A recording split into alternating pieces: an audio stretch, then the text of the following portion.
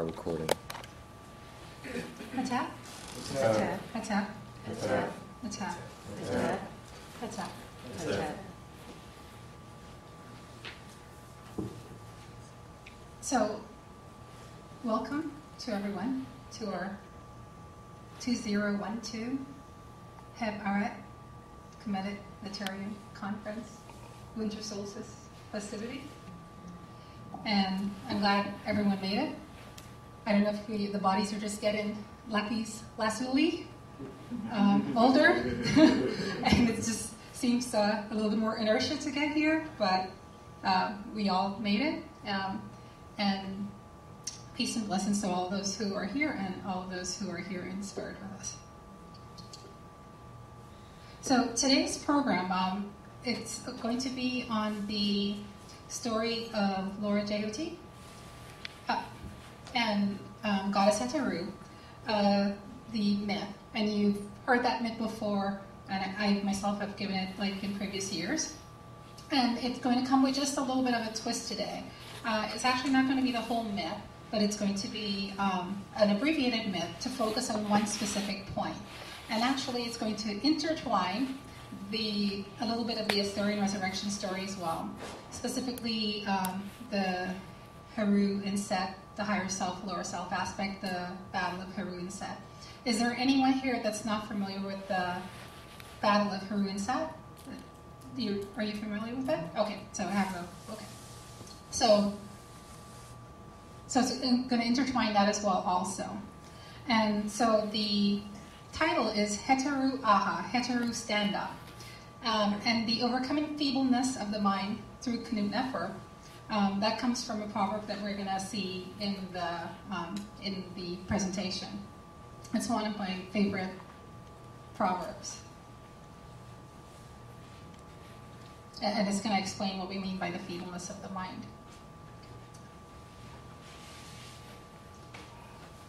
So we'll start with that chant.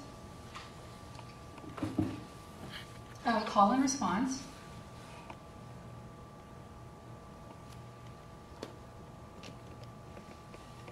Dua heteru netrita. Dua heteru netrita. Dua heteru sekema. Dua heteru sekema. Dua heteru neptawi. Dua heteru neptawi. Dua heteru satnesura. Dua heteru satnesura. Dua heteru netrita. Dua heteru netrita. Dua heteru sekema. Dua heteru sekema. Dua heteru neptawi. Dua heteru neptawi. Dua heteru satnesura. Dua heteru satnesura. Adorations to Heteru, the great goddess. Adorations to Heteru, the great power. Adorations to Heteru, the mistress of the earth. Adorations to Heteru, beloved daughter of Ra. So this is our Het Neter, or temple, of Set, or Het Neter or Set. And I always say this is Kemet, Africa, is where we are today.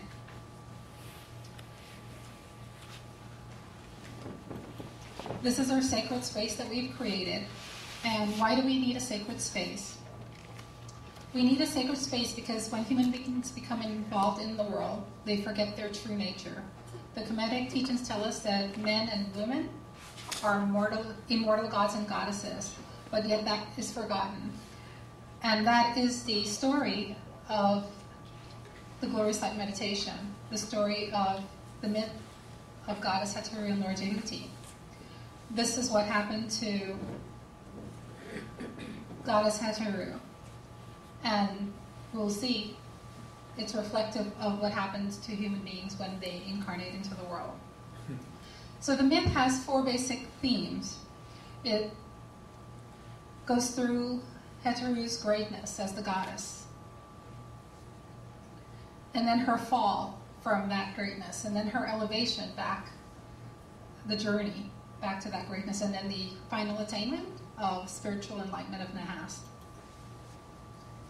Just briefly about the myth, it can be found inscribed in the temple of sage Setiua around 1350 BCE in Kemet. And it is inscribed, and what is unique about it is the first codified, complete system of meditation. It includes descriptions for the posture. It says how the aspirant should visualize, and you can see the glorious light meditation blankets. We have that. Visualize themselves sitting in the center point in a circle, the bend point in a sun disk. It gives a visualization that your body is to be like Ra on the day of his birth, which means like Ra is the sun. If you look outside, the sun is effulgent in light, so you visualize your body full of light. And then it gives a chant also, Nukhekau, Nukra Aku, Nukbara, Nukhekau. So it's actually very intricate. We have yet to do it in its full entirety, the whole glorious light meditation system. The sevenfold cleansing for 3 days and all of that's involved in it. It involves the serpent power system as well. That's very beautiful. These are the old covers for the books, but the meditation is detailed in the meditation book, Ancient Egyptian Path to Enlightenment, and also the Glorious Light Meditation book. So this is our religion, and our Shetaut religion has 3 aspects. So we consider that a religion is an authentic religion if it has 3 aspects, and those 3 aspects are, they're up there. I was trying to go through it fast, so everything is just on the screen today, except for one. So we have the myth, which is the Matanu, the ritual, which is the Aru, and the mysticism, which is the Shetaut. So if a religion does not have all of these 3 aspects, then we don't consider it to be an authentic or complete religion. And that brings about strife and conflict in the world, because the mysticism part is where the religion gets the essence of the oneness and the wholeness and the universality of everyone in creation. And so if you don't start there, then your myth and your ritual are going to be limited and uninformed by that. And then it's going to be based on egoism, so then you're going to get people against each other, your religion against my religion. So the sages bring forth teachings through these mythologies, and the myths are very profound. They have many, many different levels. So there's a level of Sejet, which is storytelling, and of course that appeals to children, the Red Heat, the common folk, the general public, and also the initiated. So the myths have teachings at each level for each of those different groups. So it's everyone can really enjoy it and benefit from it. And then there's also an aspect of devotion. The aspect of devotion is like to love something, you have to kind of know it. It's hard to, like, if a stranger just walks in this room, it's hard to like say, oh, I love you, or I like you, or I care about you. But say like we've all been gathering here, and we come every year, so we see each other, and there's this feeling of love, and it flows very easily. You don't have to force it, because there's a sense of knowing the other person and feeling close to them. So as you go through the myth and you get to know the characters and their plight and their story, and it brings forth that love, that devotional feeling towards the divinities, and who ultimately are the divinities. Your own higher essence, your own aspects of your personality. So it's a profound way, when we say self-love, this is divine love is the most profound aspect of self-love. And then Shamsu Uja an emulation. Emulated the divinities. You see how they act. You see how they carry themselves. You see how they respond to certain situations. So you're able to do that, and that brings forth burning aspiration for attaining enlightenment. And then divine grace, that the sages and the divinities, that they actually brought forth these myths from ancient times, which today are still very relevant in everyone's life who wants to attain the Hast. And that they're still here, and they're still leading everyone here to attain the Hast in this lifetime. And then also it details the universality of the human condition, the human predicament. That's not only your issue, or you're not only having these problems, that it's a human issue. And how to overcome the challenges and attain the goal of life in the Hast. So the story begins in ancient times. Ra created human beings, and he himself ruled as king on earth. And the beings that he created loved him and adored him, and they praised him. Dua Ra, Dua Ra, Dua Ra, Kepara.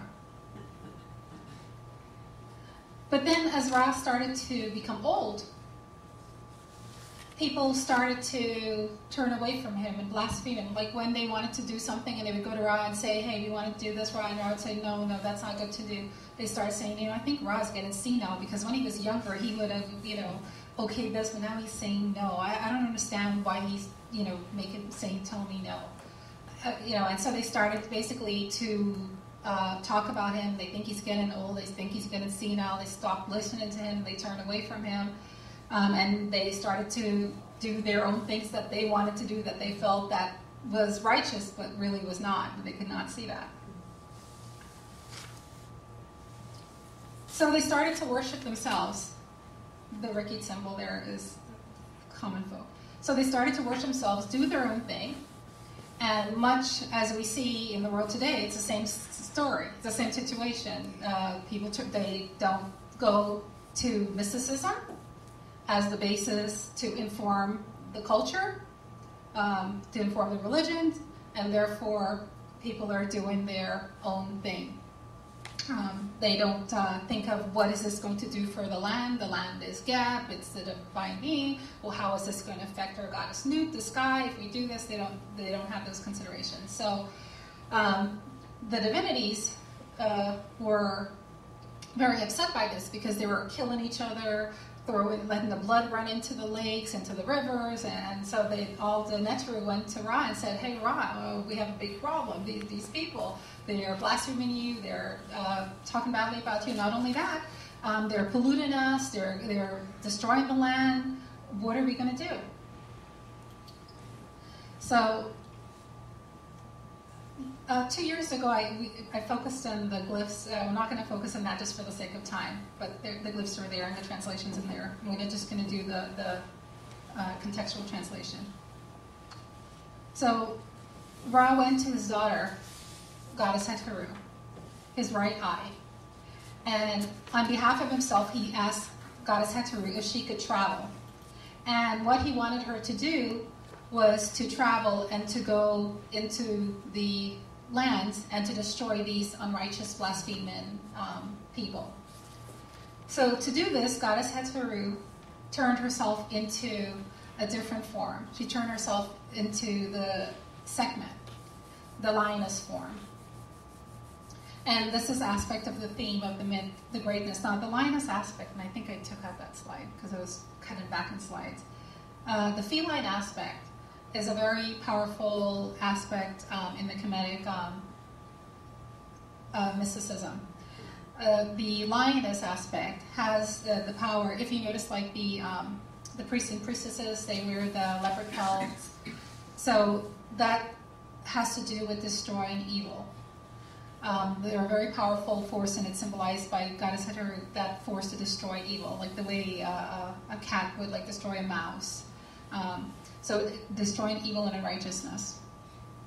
And Heteru, as the right eye of Ra, is also known as the fire-spitting serpent.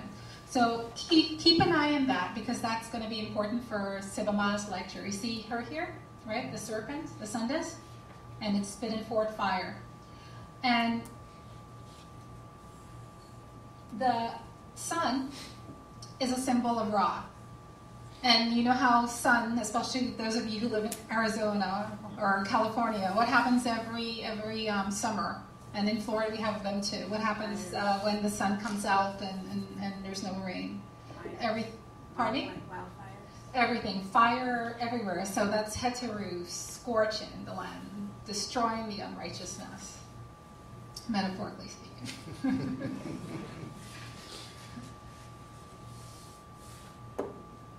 But that is the power of Goddess Heteru as the serpent. As the lioness.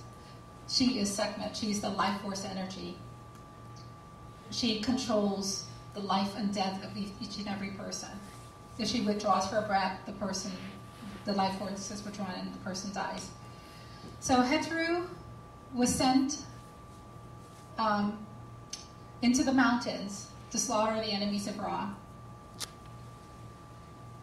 As the foremost power to fetter and overthrow in the form of Heteru, she even went to very remote distances, very remote lands, and she was just killing and slaughtering the enemies of Ra.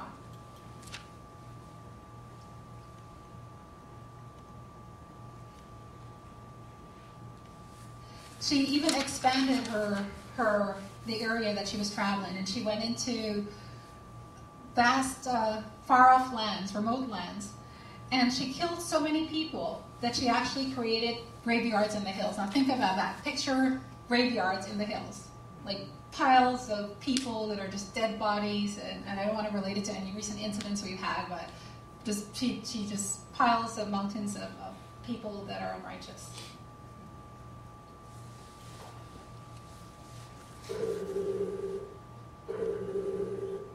So after she killed all the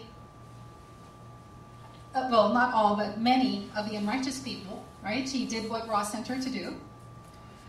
Ra went to Heteru and he says, Heteru, iu emetep.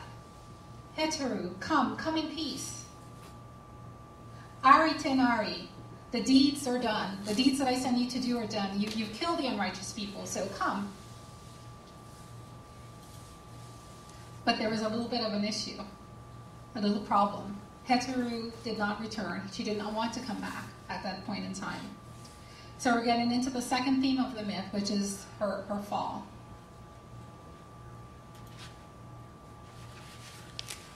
Heteru gave an eloquent speech to Ra. Jed an neter ten ankh, Kadian Sekhmet and Emrentutu EU Najem. Speech by goddess, you life be to me, all power of Sekhmet on men and women to be sweet. The strength and the force. So basically she's saying, Ra, you gave me this life, and you gave me all of this power of the life force over men and women. Iu Nejem, my heart finds it sweet. Iu Nejem Arab, my heart finds it sweet. So Sekhmet actually indulged in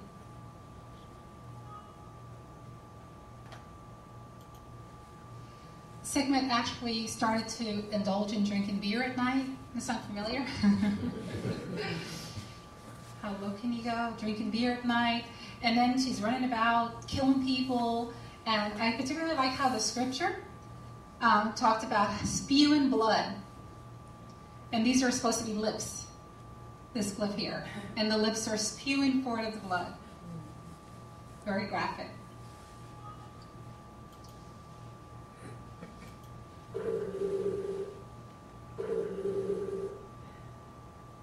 And so Ra all this time was trying to meet with the other Neteru to figure out a way to get Heteru back. And it became a little drastic, and he had to take action when Heteru now not only was killing the unrighteous men and women, but now she started to kill the righteous ones. And so Ra quickly realized that he's not going to have anyone left to worship him if she continues this. So at this point, Heteru had become a degraded personality, a very degraded personality. She had forgotten her true essence, and this is what we refer to as egoism, and she became an ego personality.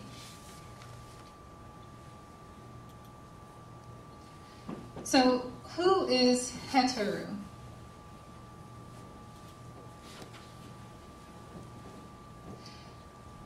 So Heteru is the projection of Ra into the world of time and space, right? If Ra is the sun, she's like the rays of Ra that project out.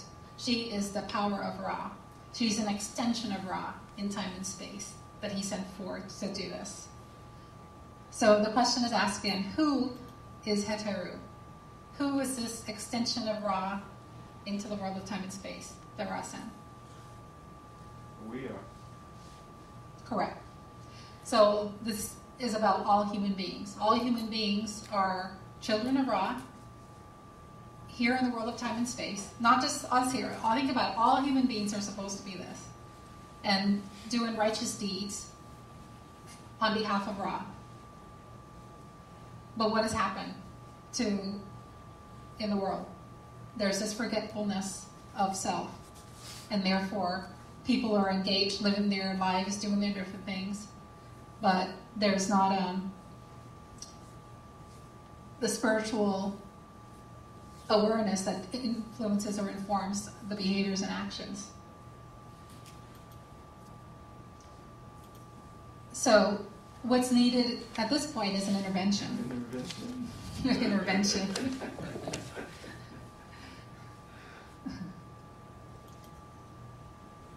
So just briefly to go through, Heteru became an ego personality.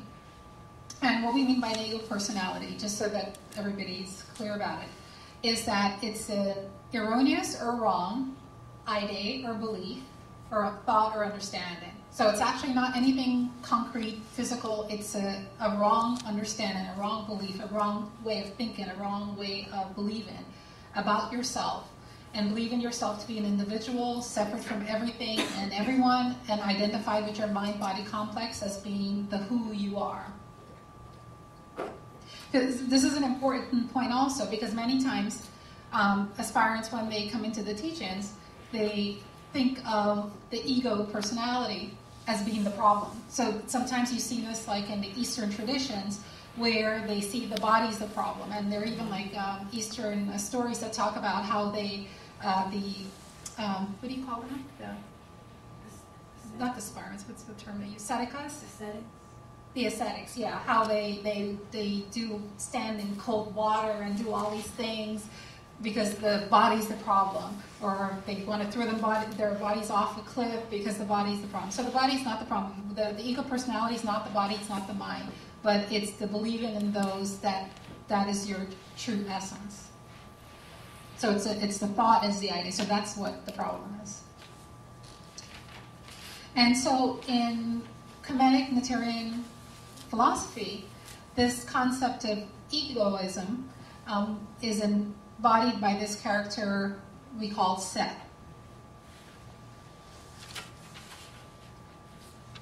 And so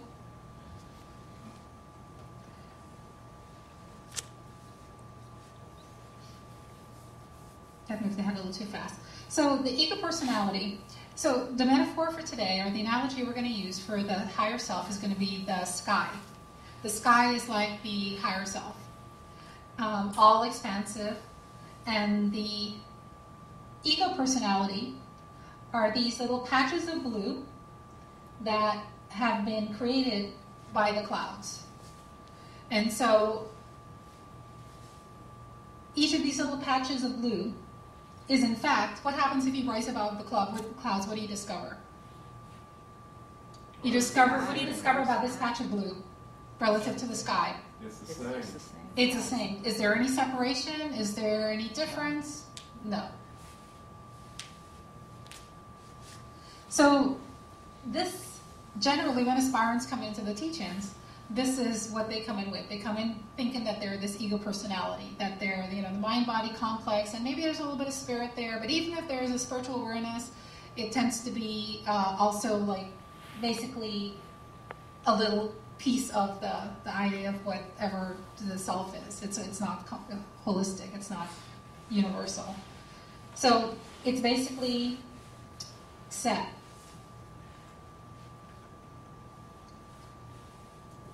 And the clouds in this analogy are the mental thoughts that condition the awareness and experience and understanding of your true essence.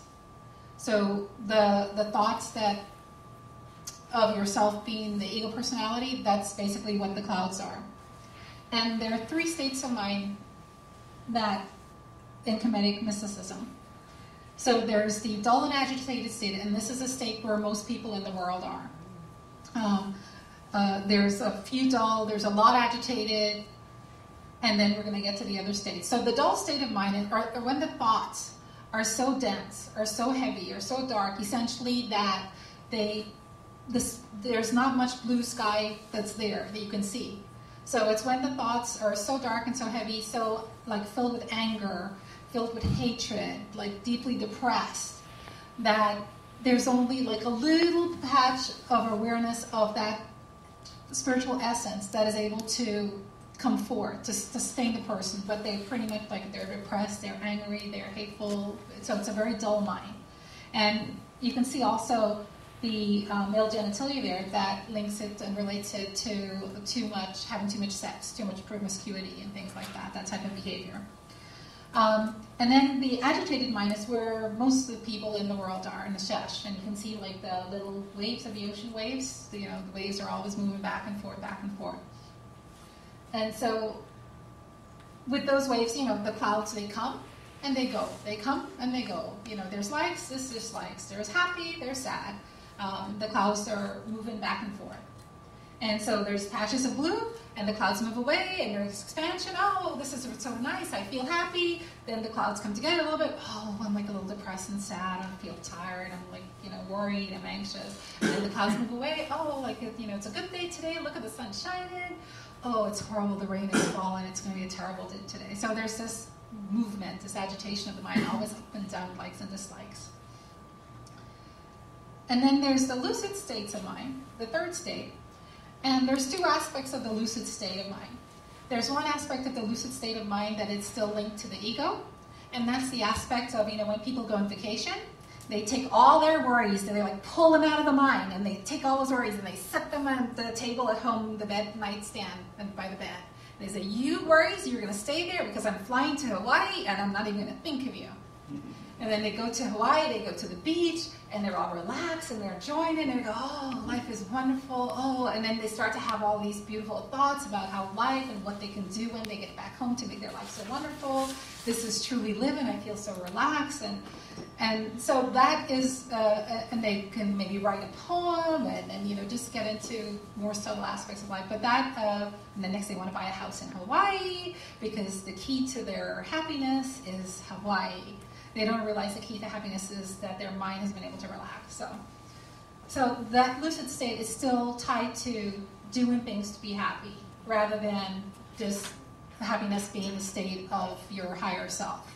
So you still have to go somewhere. So every year they have to go back to Hawaii to be happy. They can't find the happiness where they are because that's stress, and Hawaii is happy.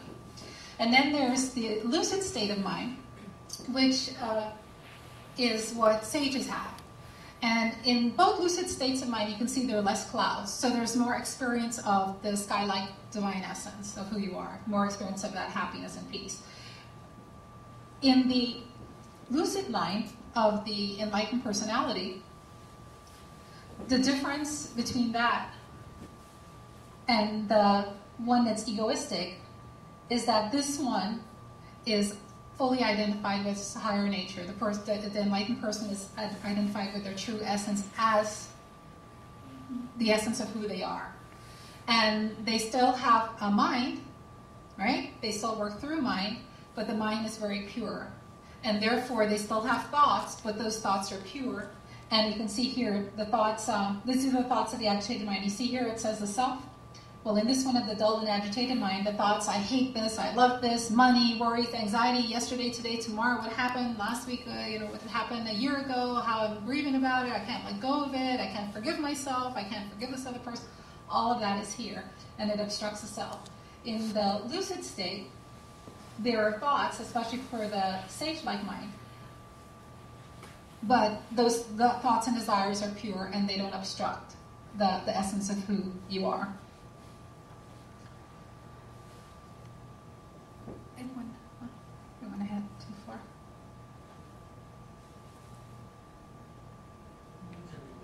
Hmm?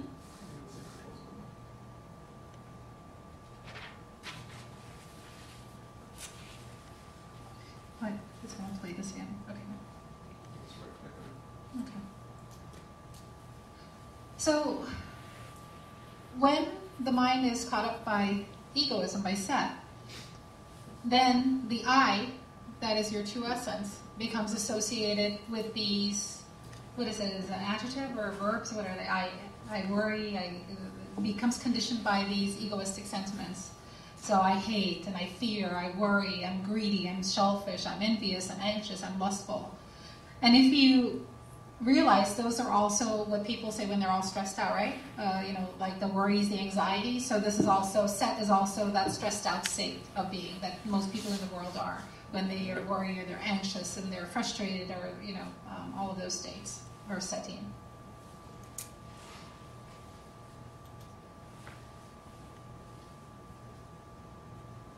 So when one identifies with the ego personality, then happiness, which is supposed to be the state of the higher self, the state of who you truly are, becomes corrupted.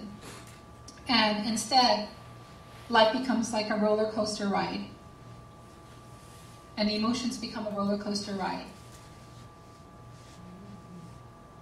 So it becomes this thing that we refer to as hoppiness. Become like a little frog. And what happens is that people are trying to jump from one happy moment to the next happy moment. And they don't realize that life is alternating experiences of prosperity, adversity, pleasure, pain. That is the nature of life in the world of time and space. Your true essence transcends all that. When you realize your true essence, you too can transcend the up and down. There will still be experiences in the world of time and space that are prosperous and adverse. Whether you're enlightened or you're not enlightened, there's going to be practical things that are going up and down. But you no longer, your emotions are no longer tied into that aspect because you're no longer set. So you're no longer taking that roller coaster ride up and down and up and down, experiencing the hoppiness of it all.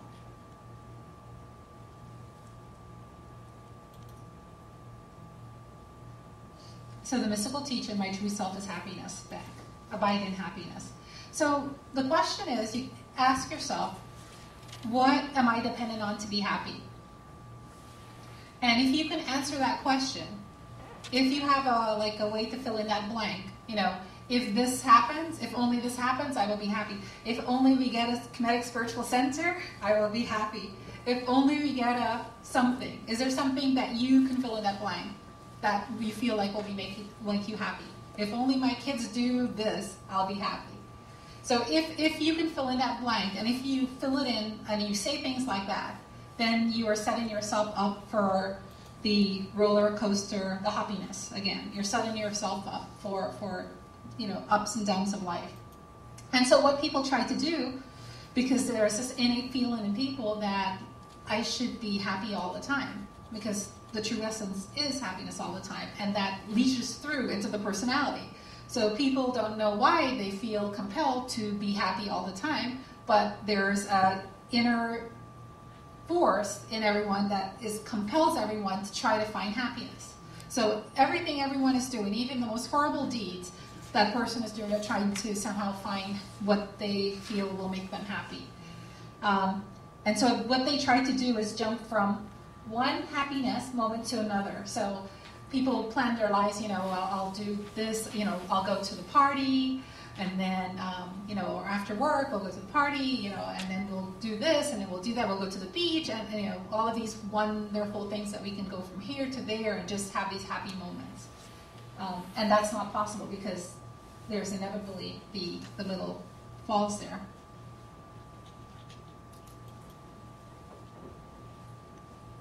So Heteru was in this state, this egoistic state, this ego personality. and destroying the good people as well. So Ra went to his son, Lord Tehuti, and he told him the predicament. Lord Tehuti represents cosmic mind. So he went to him and he says, we need to do something about Heteru. What do you suggest? So Lord Tehuti suggested to concoct this drink, this beverage called Setter. And the Setter, it's made up of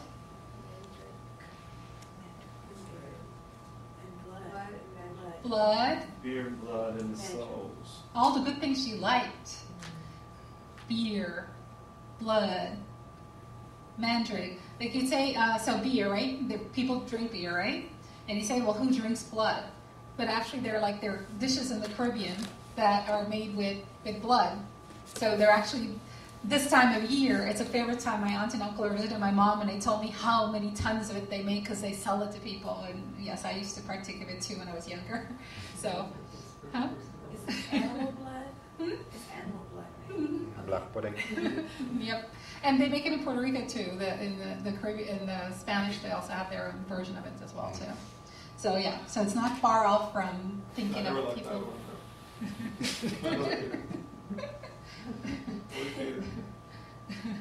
So it's on you. Well, I tell people that when people say I can't be vegetarian or vegan, I said, listen, if I can do it, you know what I ate.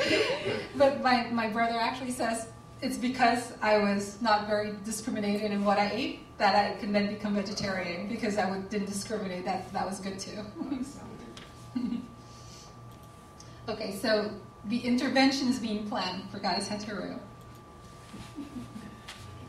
So the Setter, the blood, the beer, the mandrake. So part 2 to the quiz. The blood equals, who remembers? Intoxication with worldly desire. So egoism, this awareness, I'm the body, I eat bodies.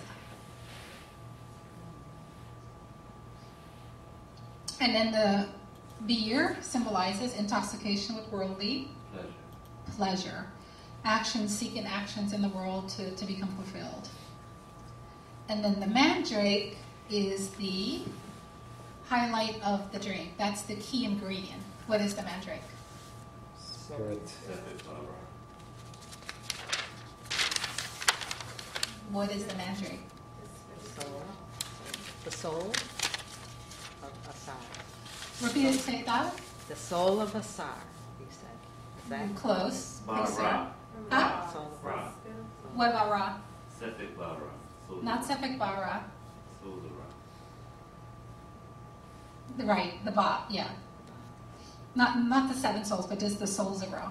But the implication is there for that too. But it's like multifold, like as many people actually as there are in the world, that all the souls. So intoxication with the souls of Ra. And so the key here is that when aspirants come to the teach-ins, you kind of come as you are. You bring your blood and you bring your beer, and you attend. What is key? What is it that gets an aspirant to even come to the teach-ins? It's that mandrake, that infusion with the soul of Ra. And if you infuse that into your life, that is the intervention. That is what's going to allow the transformation to start. And then something else is needed on top of that. It's an aspect of the mandrake. So there's a parable of a sage. He was asking Ra. Seba and I were trying to remember the parables last night. So he was asking Ra, tell me about the glory of Canute Nefer. And what is Canute Nefer? Good association. Good association with truth. Association with the higher self, really. And then it takes all the different forms of association with the spiritual preceptor, association with your other aspirants who have a common interest, association with yourself through your shedding practices. All of those are Canute Nefer, good association. So the sage was asking Ra, tell me about the glory of Knum Nefer. So he said, I really don't have time to deal with this. I have to deal with all these people over here. So tell you what, there's a squirrel down by a tree over there in the park. Why don't you go ask that squirrel what happened about the good association, what's the glory of it, and the squirrel will tell you. So the sage goes to the squirrel and asks the squirrel, he said, what's the glory of good association? Can you tell me? And the squirrel drops dead. So he said, okay. So he goes back to Rod. He says, okay, this girl died. He said, I still don't have time to deal with you and your questions. Look, there's a monkey. Go to ask that monkey over there. This is the right word. So he goes to the monkey, and the monkey's jumping around in the tree and all over. And so he goes to the monkey, and the monkey he says, monkey, can you tell me what's the glory of Knum Nefer? The monkey drops dead. So, okay. So then he goes back to Ra again, and he says, Ra, the monkey dropped dead too. So listen, I still don't have time to deal with you and your question. There's a prince in the city. Go to the city and see this prince.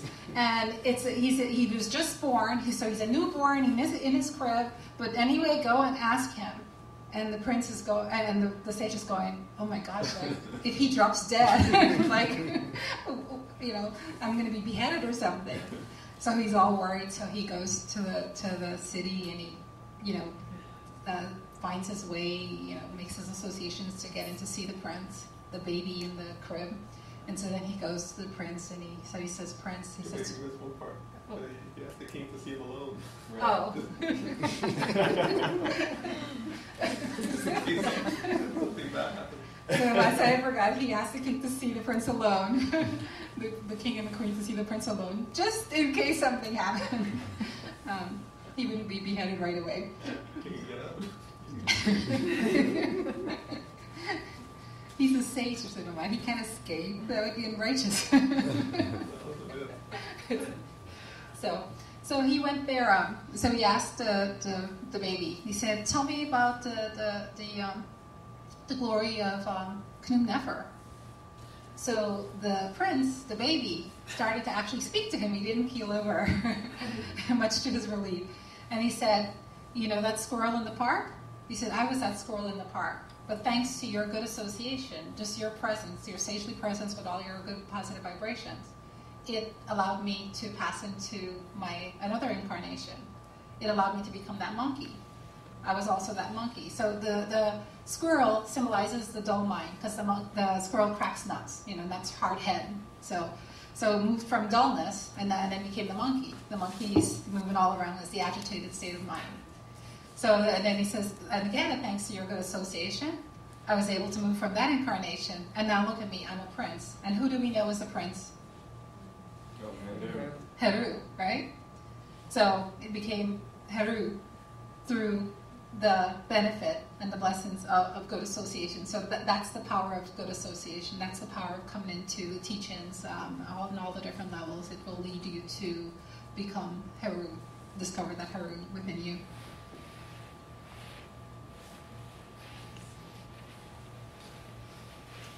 So the mandrake symbolizes this entrance into the lucid state of mind.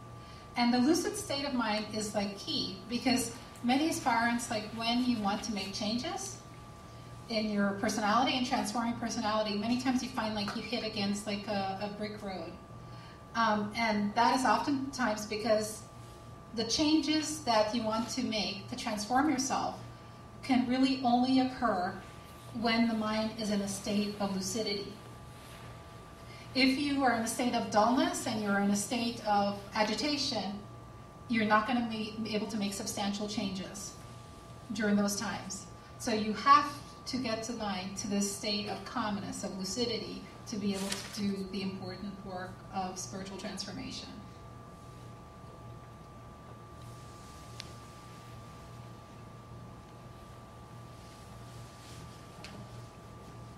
So,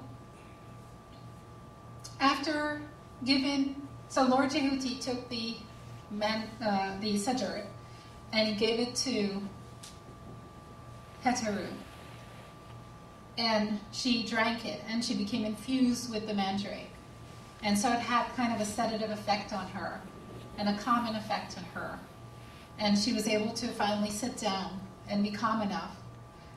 It's still very agitated initially, but Lord Jehuti came to her as her spiritual preceptor, as her spiritual teacher, and he started to give her all of these teachings, this Kanum Nefer, the good association. He started to give her the philosophy of Shetaut.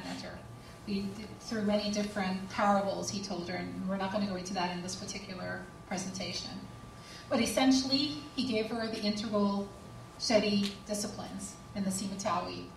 So she practiced Uwashu and Uwa meditation, Uwashu devotion, and he told her parables about Ma'at, and she had to practice Ma'at, develop an ethical basis, and Rekik, the wisdom philosophy.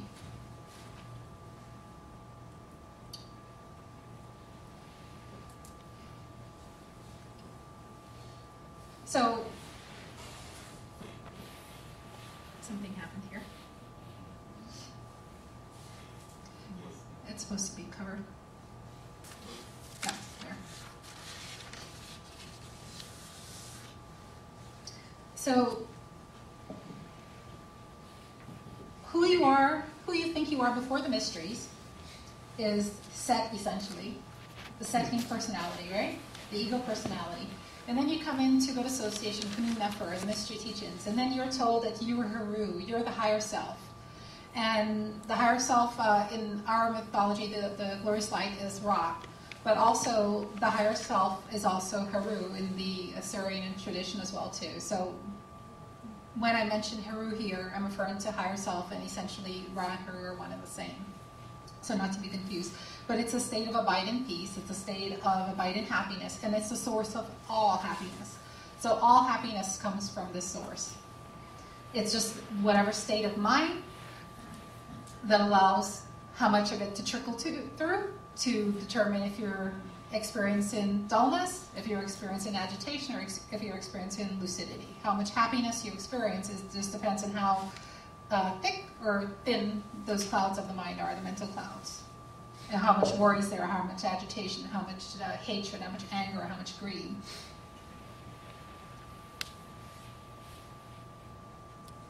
So the question is, if the sun is all light, how come we experience darkness, night? Ignorance. Oh, speaking physically. Oh. The sun's sun. Earth rotates. And, so how do we experience darkness? When what? When the sun is aligned with the earth, the sun is on the opposite side of the earth, and So like it's going to get dark for us tonight. So what does that mean about our position relative to the sun? Turn away. Turn away from. turned away We've from turned the sun. away, right? So right. So we've turned. So the sun is always light, but when we turn away, then we say, "Oh, it's dark," and that's the same thing. The self is always abiding happiness and peace. So there's like everything's pervaded by abidance, peace, and happiness. But then people go like, "If that's so, how come I'm unhappy?" So what's the answer to the question? Turned away. Turned away from it.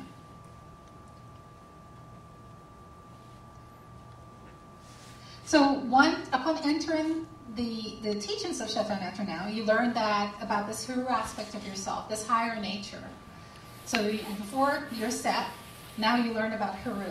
And so there's this composite form that the aspirant associates her himself with.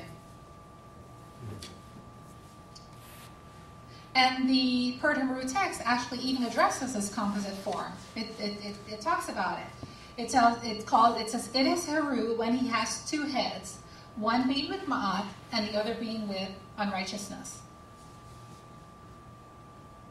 Right? So it's Haru with two heads, one being with unrighteousness and one being with Ma'at. So when somebody tells you you're a two-faced, you know what they're saying? You're still composite. You're a composite.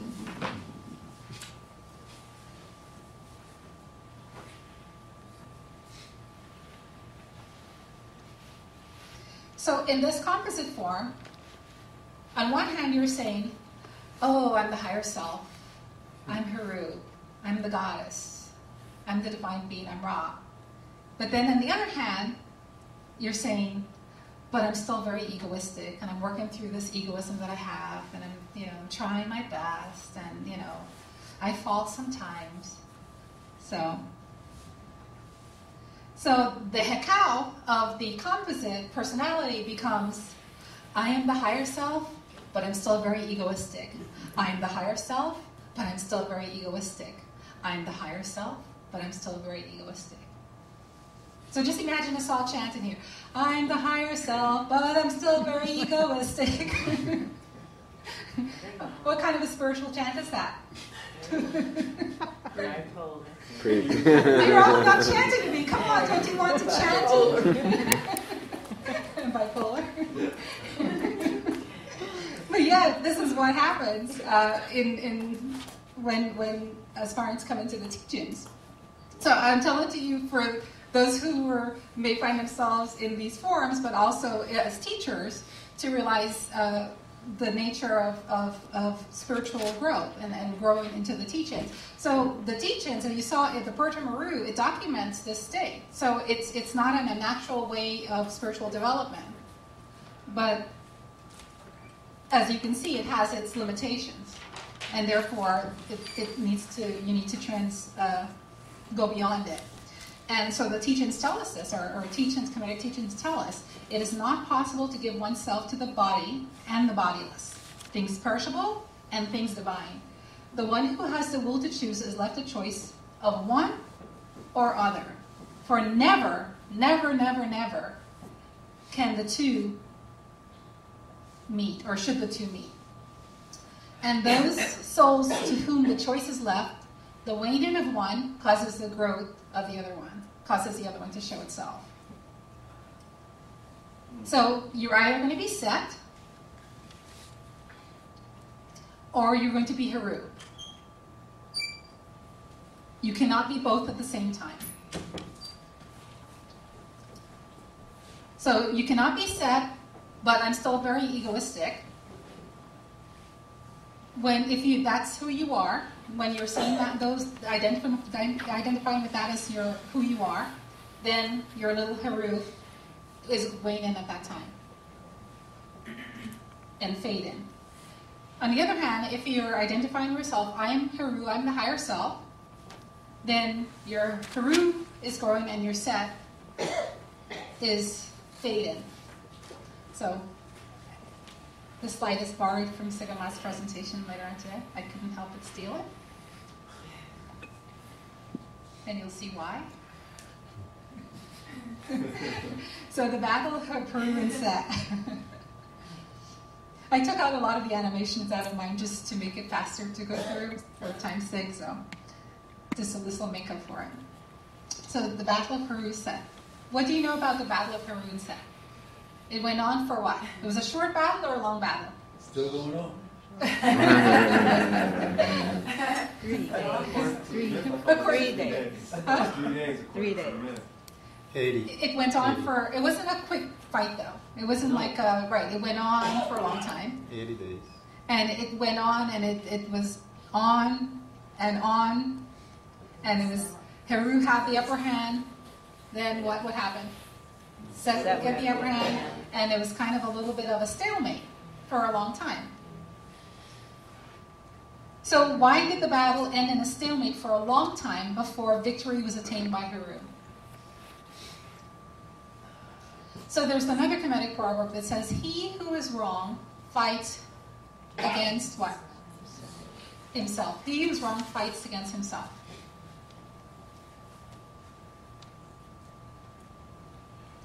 So the composite, this little composite, is that who you are as your true essence? Is that what the teachings tell you? Are you composite Heru Set? Is that your true essence? Are you Heru with 2 heads? You want to do the chant again? You didn't chant the way before. If you're not sure, you can try the chant and see how it feels. Are you this composite? Is this your true essence? Is this what It's not a true essence. Okay, that's the part that you right? Is this what the teachings tell you? Is this who you are? The true essence of who you are? Composite? No. You're not really this composite. No. Heru Set, 2-headed being.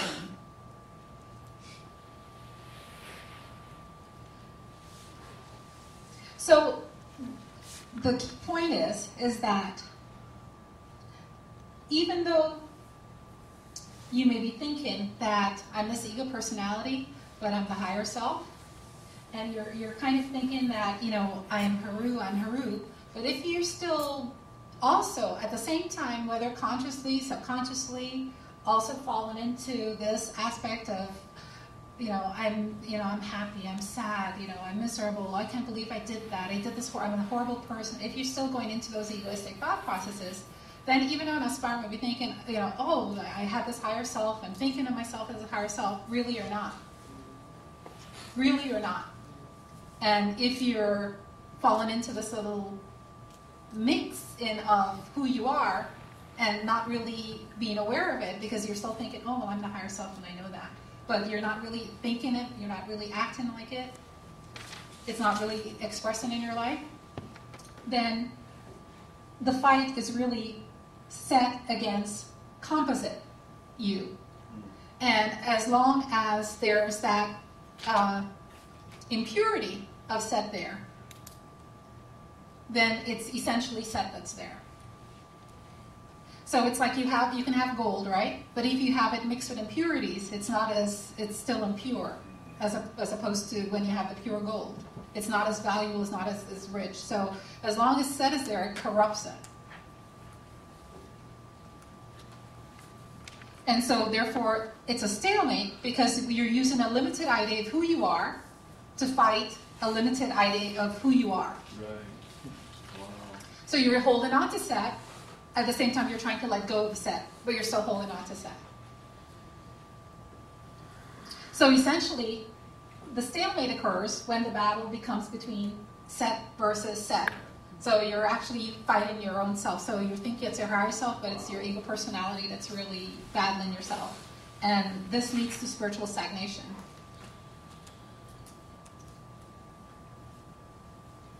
So no matter how little that Haru aspect of yourself is, or your awareness, or your understanding, or your true essence, it's all powerful. And it's something you can hold on to and assert fully, I am Haru. I am the higher self. No matter how much of an inkling that is. Because what the teaching says, if you assert it, right, it's going to grow. And what's going to happen to the other one? It's going to wane and fade out.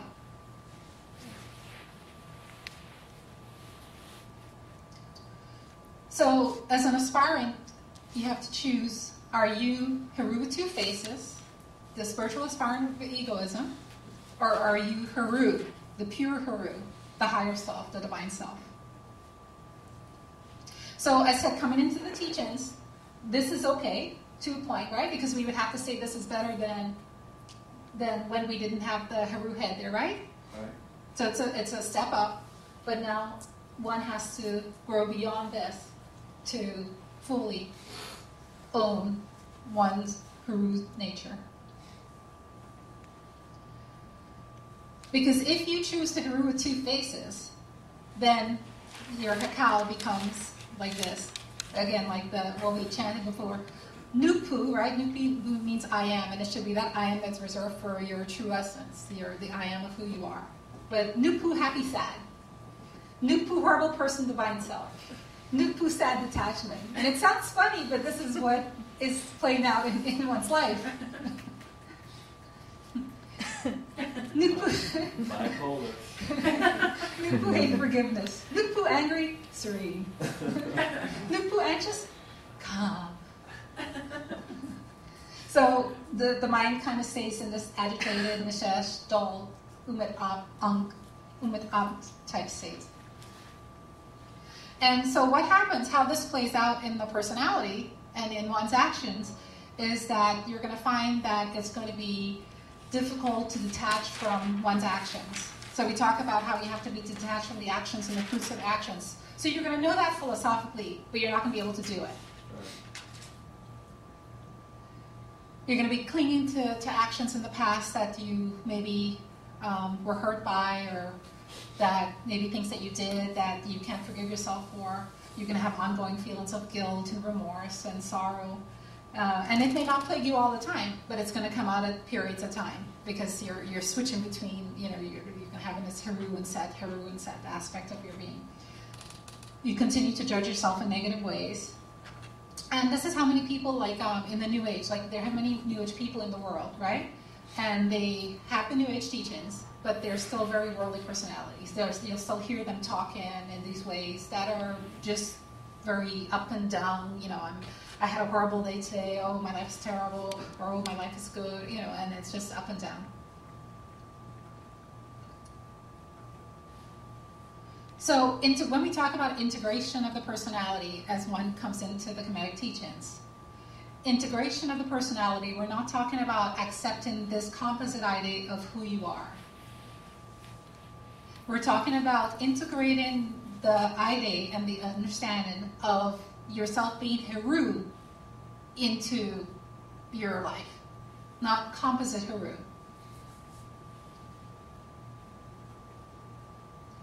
Right? The battle is Heru versus Set. So you have to assert Heru as who you really are.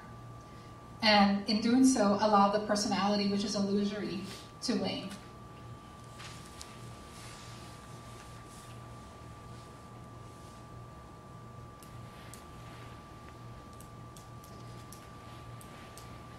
So when you have to choose, so we already done the Shetaut for the composite, and we did the Shetaut for Set, and we did the Shetaut for composite Set. Now, when you choose Heru, this becomes your Shetaut. Nupu, purified eco. Nupu, fearlessness. The Nupu, I am. Nupu, serenity. Nupu, peacefulness. Nupu, abiding happiness. Nupu, unaffectedness. Nupu, detachment. Nupu, mental equanimity. Those are the qualities of Heru. And those are your true essence. And those are the qualities that you should focus on. And those are the qualities that you should identify yourself with. So there has to be a clear line of demarcation between yourself and your not self. Who you are and who you're not. You have to be really clear about it.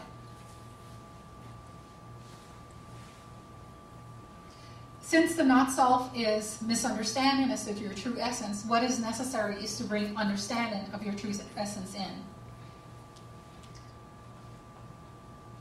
That the self alone is real, the higher self alone is real, and the ego personality is an illusion. And if you have like a dark room, like say at night when we came here and the lights are all turned out and it's dark, we flip on the light switch and what happens to the darkness? It melts away. Do we spend time pondering, like, do we stay at the door going like, wow, I wonder how long that darkness was there. I wonder all the things that happened. No, the light comes on and there's no further thought to the darkness, right? And that light that comes on, relates to enlightenment, the light of understanding that comes on, the light of wisdom, the light of intuitional wisdom.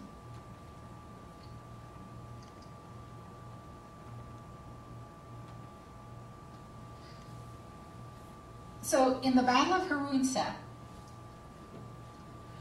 it ended in a stalemate, or it had many parts of it became a stalemate because of this, of Set, of Heru not owning his true essence. So when he attained victory, Neru means victory, victory to Heru, is when he was able to actually let go of that composite form. When he stopped identifying with his actions, when he stopped feeling bad and dejected. Because remember in the story, right? He cut off his mother's head. He stormed off, all upset.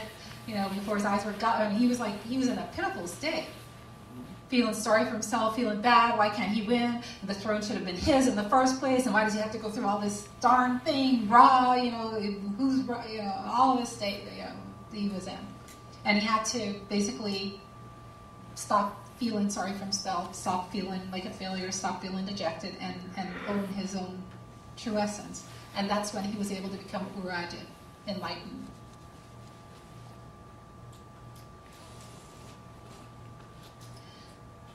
So the question is, when one's understanding, when one comes into the teaching, and one is not fully experienced their higher nature, right? So you have the philosophy that you're the higher essence, but you're not experiencing it in your its fullest capacity. Your understanding is not intuitional. What are you supposed to do when your understanding is teetering? How do you get through? Meditation. Be still. Faith. Sit down. Faith. Writing's on the wall. Literally. So this is where that, Seba Ma will say, this is our philosophy. This is our belief. These are our teachings. This is what we do. This is how we get through. We apply the teachings. So you accept the teachings. You don't argue with the teachings. The teachings, what the teachings tell you, you do it. And so their faith is needed, right? The initiatic precepts talks about faith in the teacher, faith in the teachings, faith in yourself, faith in your ability to act with wisdom, faith in your ability to know truth from a truth, real from unreal. And so this type of faith is not blind faith. It is faith that is founded through your practice. It's faith that's going to be realized. But in the beginning, when you don't have that understanding, you have to go in faith. So if Seba Ma was actually to, suppose a puddle of water developed, a beautiful lake developed here, separating yourselves from where we are. And Seba Ma said, just come over, step in it, come over to us. Would you have the faith to come over? Yeah, just walk on. And you don't know how deep it is, and you don't know if you're going to drown, and you don't know how. So the faith actually gets you through that area where your own higher self is not developed enough, but you can't afford to listen to the Sebian aspect of you. You can't afford to lean towards Set and become that two-faced personality. And the other aspect that has to be cultivated is forgiveness of self.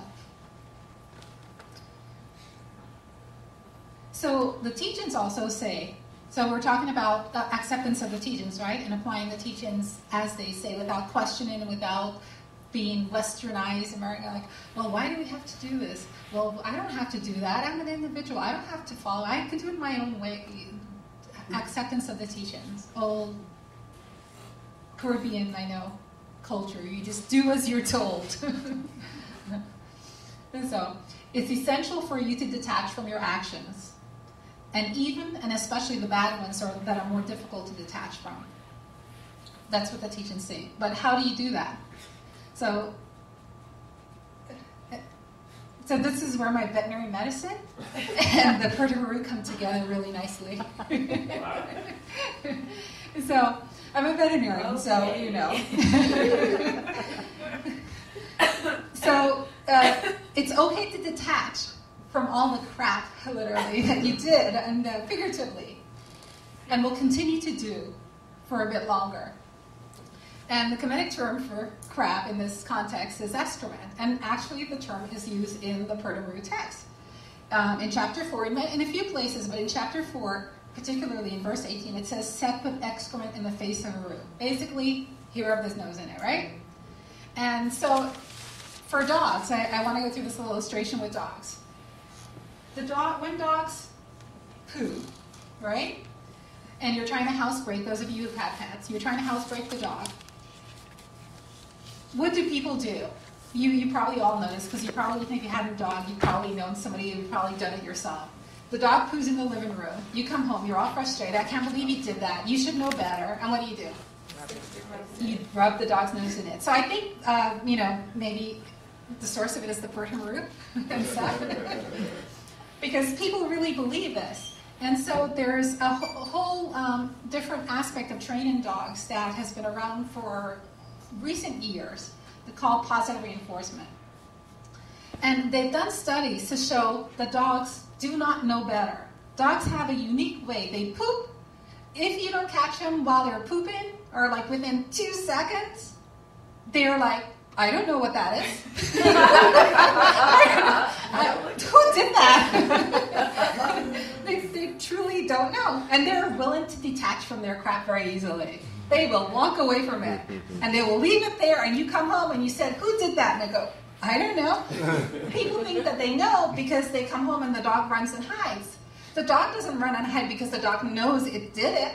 The dog runs and hides because they know, if I'm near that thing when this person comes home, they start yelling at me and putting my nose in it, and I don't want my nose in that crap. So I'm going to run away and hide.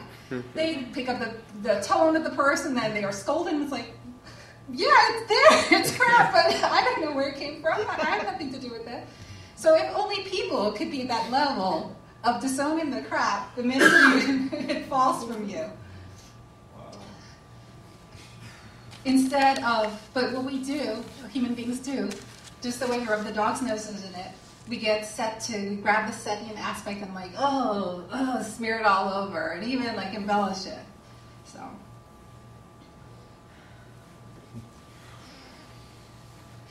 The other thing about that, the way dogs are, so there's this whole aspect of training called positive reinforcement, which, and the positive reinforcement is basically you prevent the act from occurring, and then if you catch the pet in the act, you can basically grab them, they say, hey, no, grab them, take them outside, put them in the yard, do it.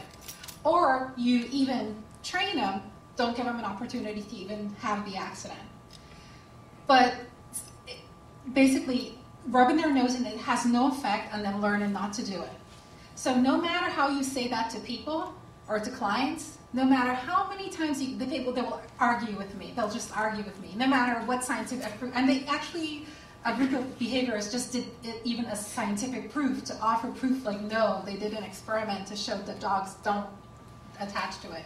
And you say that to people and it's like, oh, no. He knows. She knows she did it. And I said, there's even like scientific proof. Oh, no. He knows. She knows he did it. So there's the way the human mind is. It's not able to accept easily, even when there's proof. And this goes back to acceptance and application of the teachings. Because if you can't even accept that your dog doesn't know that it pooed there when it walks away from it, and we're trying to convince you that, how are we going to convince you that your own poo, you can walk away from it and you don't have to rub your nose in it? And that's what the teachings are essentially telling you. You don't have to put excrement all over your face. And Western psychology and Western culture, the way it is developed, is that if you don't, if you detach from it, you pooed, you detach from it within that 2 seconds, so you don't identify it anymore as your true nature, then, you're a sociopath. There's a difference between a spiritual aspirant and a sociopath. Spiritual, comedic, mystical teachings in general, it has an ethical foundation and basis. So that is integral to it. So a spiritual aspirant is not a sociopath. A spiritual aspirant is very much aware of the negative effects of the poo, but how do you deal with it in a way so that you can continue to grow spiritually effectively and not stagnate? How do you handle that poo and in a proper way? And that's not by feeling guilty about it, feeling remorse about it, hanging on to it, not forgiving yourself, beating yourself up in the head. Those are not the ways. But in Western culture, many times that's what we try to get kids to do. We want you to feel bad about this thing, because the more you feel bad about it, somehow it's going to make you feel good about yourself. It makes the other person feel good. So detaching in this way, it's not a cop-out. And if you don't buy it, take a leap of faith in the teaching and trust in the teaching and do as it says. Think of Goddess Heteru, right? When she fell, what did she do? She first was carrying out the will of Ra, but then she became essentially a murderer, because then she was killing people just for her own pleasure. So how low did she fall? How low did she fall? How degraded was she? And yet, she was able to, as we're going to see, raise herself up through the mandrake, the infusion of the souls of Ra, and through the Knut Nefer. So regardless of what the past was, and everybody in previous lifetimes have killed, have murdered, have robbed, have stolen, whatever, regardless of what the past, in past lifetimes or future lifetimes of, this is the glory of Knut Nefer. It can bring about that transformation from our levels of degradation to Nahas, spiritual enlightenment. From the dull mind, right, the squirrel with the nuts, the monkey mind, to the Prince Haru. And so Heteru had to go through this process too. She had to be able to let go and detach from all her actions to be able to transform herself back into her true essence. Or to even to think of being able to do that. You can't attain the Nahas unless you're able to do that. So for her to, in the story, to attain the Nahas, it means that she too had to do that. So the Kemetic proverb says, as you think, so shall you become. And that's very powerful and very important to be aware of. So Seba said, I guess, actually he was going to do a book in mystical psychology. So, but these teachings are mystical psychology. This is how you are able to transform yourself without getting stuck in the composite Huru Set phase of your spiritual growth and become stagnant. And mystical psychology means detaching from the Setian ego personality and asserting your higher self. That is mystical psychology. And so our teachings tell us to destroy an undesirable rate of mental vibration. What do you have to do? You concentrate on the opposite. So it's kind of that simple, but yet that profound, because it's not necessarily easy to do, but that's what has to be done.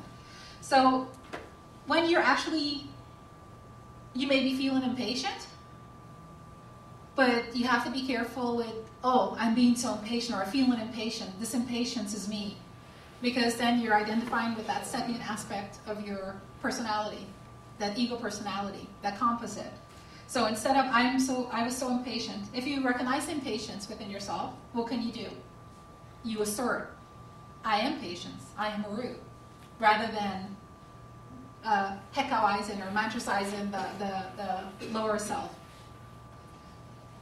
I am unhappy, I am Awat Ab. Expansion of heart. I hate how I look, I am Nefer. Beautiful. I can't forgive myself for, I'm the essence of forgiveness.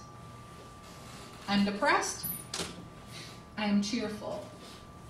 I can't believe I got so angry, replaced with, I am kind. I love how I look, I'm Nefer. I hate how I look, I love how I look, I'm Nefer. Beautiful existence.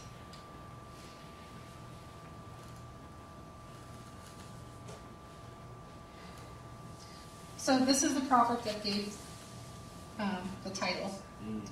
It says, what is the source of sadness? And I put in parentheses that any of those other egoistic types of sentiments can be substituted for sadness, right? What is the source of egoism, of anger, of hatred, of greed, of envy, jealousy, of fear? But feebleness of mind.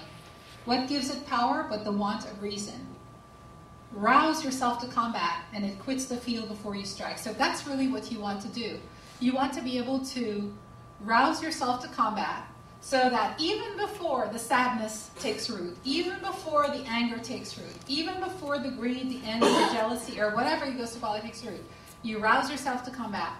And it was a feeling coming into you. I feel the anger.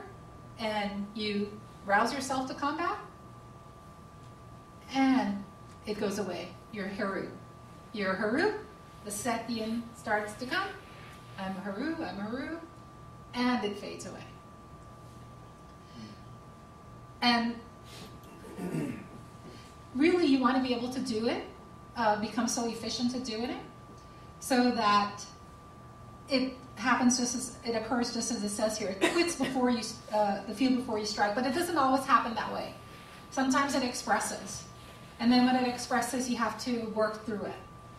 So there's, in the mysticism, we talk about like a line drawn and like in rock, like, you know, hieroglyph carvings, like if you draw a line in rock, it's not so easy to smooth out and to wipe away, right? You actually have to chisel it out and, you know, take a lot of work to get rid of it. So those are like really, really deep impressions, those dull impressions. And when they express or deep anger, it's going to take a while to recuperate from that. And then there's a line drawn in clay, something that's moldable, soft, putty. You still have to deal with it, right? If you put a line in clay, you still have to kind of like smooth it out and work with it a little bit, but definitely it's not as deep as when it's drawn in rock. So that's a better state of way to have your mind. So if like you become angry, and maybe you used to stay angry like for a week before, that was like the line drawn in the rock. But now, like after a few hours or maybe a day, you're able to like work through the teachings and bring the teachings and mold with it and bring them forth, and like you're kind of kneading and working the little putty and smoothing it out. And then like in a day, the anger disappears. Okay, that's better. And then there's line drawn in water. What about the line drawn in water? You make a line in water and what happens? Goes away. Instant. Right, it's almost instantaneously. And that's kind of how you want to even get your mind to that state, so that line drawn in water, you may, a thought of anger may come in and it comes out. Feel of jealousy come in and come out, and it goes away. And then there's the enlightened state where there's no line on anything, none of that. It doesn't. There's an awareness of it, but you're not affected by it. So nahas, who remembers what nahas without the T means? Awake. Wakefulness. Yes, and that's the one I wanted.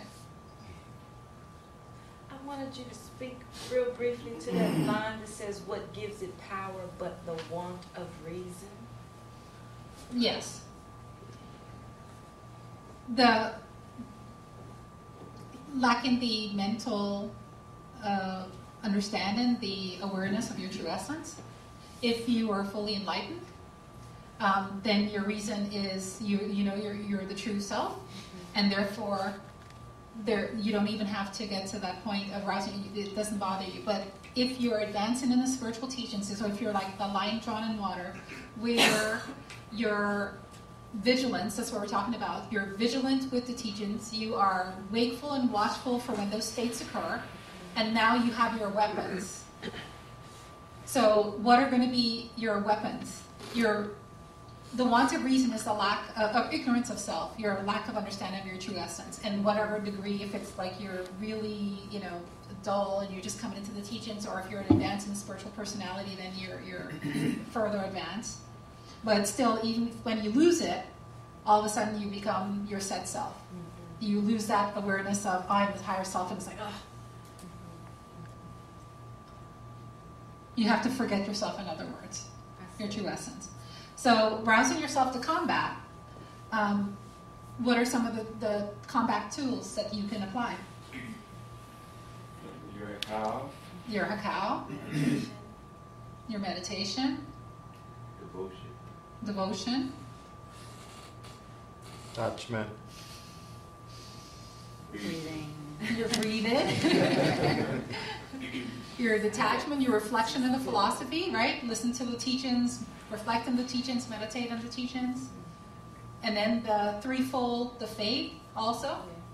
All of those things are what you can apply in that moment to rouse yourself to combat, so that you can try to get whatever emotion to quit the field before you even have to strike it. Before you can say, hey, I'm going to meditate. I'm going to meditate. And right away it like runs away and retreats. Oh, she's going to meditate.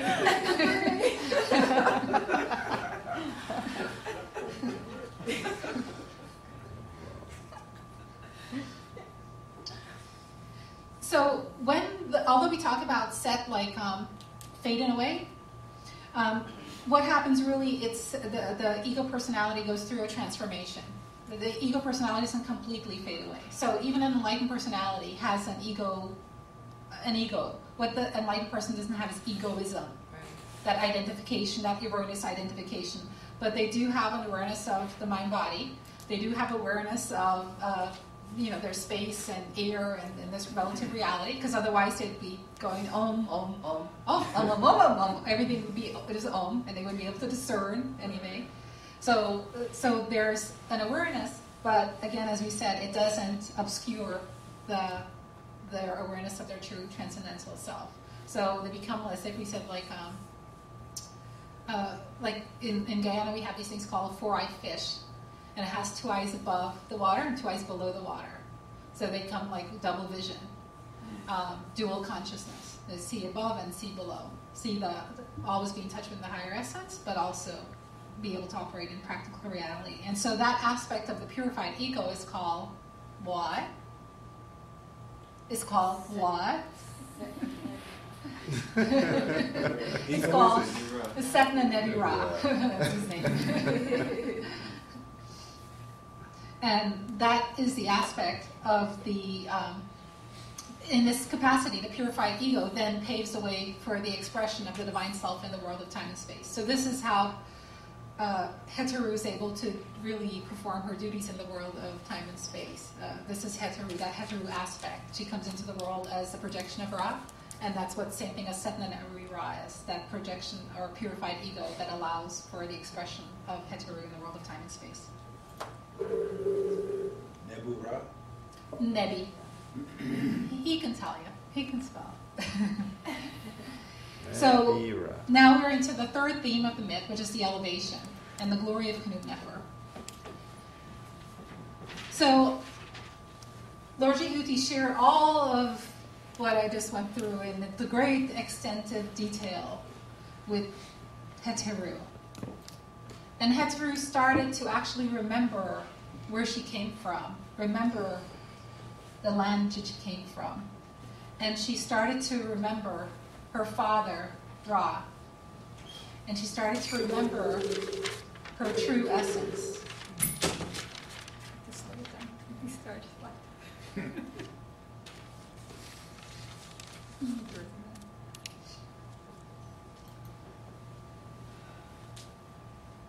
And Lord Jehuti, he turned to Heteru after telling her all of this, and he tells her, Heteru aha, sekema, ten netrita, ten nebatawi, ten nebajer, uben tawi, reket iri, neteru iri, ana tej keren, ten nebatawi, ten nebajer, ten netrita neferd.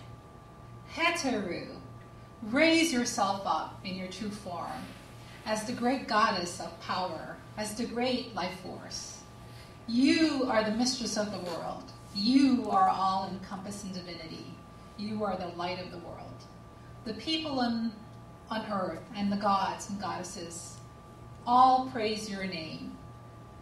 You are the mistress of the world. You are all-encompassing divinity, the great goddess of beauty. And so this gets to the fourth aspect of the theme of the myth, the Nahas. This is where Heteru then remembers her true essence and attains Nahas, spiritual enlightenment. Is that written in Book of Genesis. Yes. or is it? It's not in the folder that we get today. I feel it's not in there. It's in the book. Yeah. So we did a full. The Book of Glorious Light Meditation? Yeah. Okay. And we did a full, lecture on the scripture of it about 10 years ago.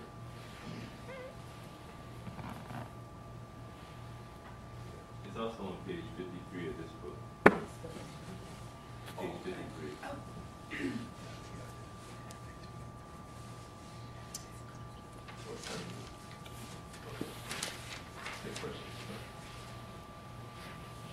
So this concludes the presentation part of it.